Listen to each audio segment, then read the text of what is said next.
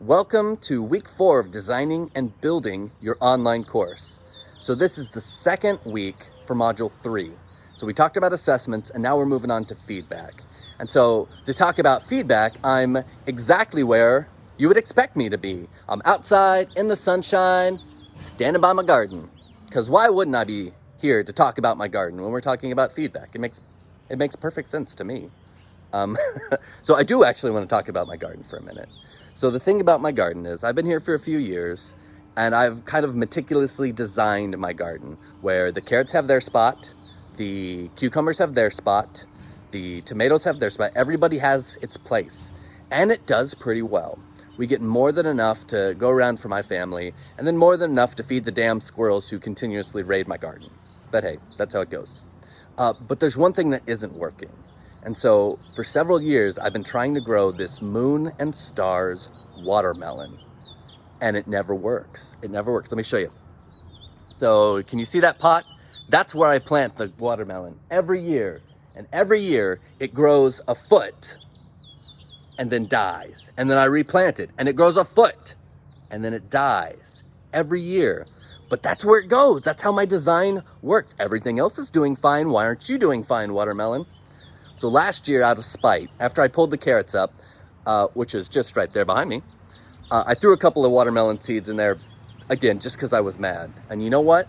They sprouted. And they grew a foot. And then you know what they did? They grew another foot. And another. And another. Now, this was August, so there was no way I was going to get any viable fruit. But by the time the first frost hit, I had several baseball-sized watermelons because I put the seeds in a different place.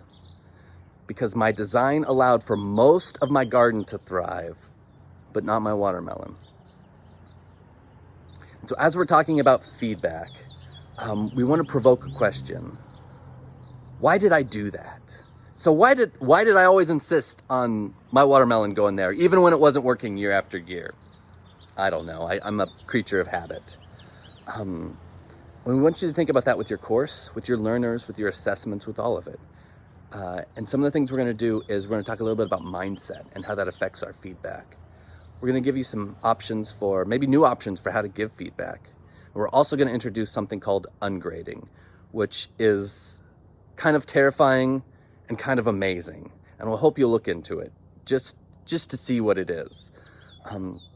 But that's where we're going this week. We'd like you to continue the ruminate conversation from last week. So there's no new discussion forum. Just continue our conversations that we're going. And we're also going to have a live synchronous session on Thursday at 12:30 in the afternoon to talk about all things online. I hope to see you there. I hope to see you in the course. And whatever question you've got, you can send them to me or Dasha.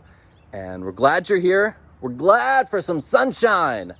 And I'll see you around. We'll see you in course. See you in course. What does that mean? We'll see you in class.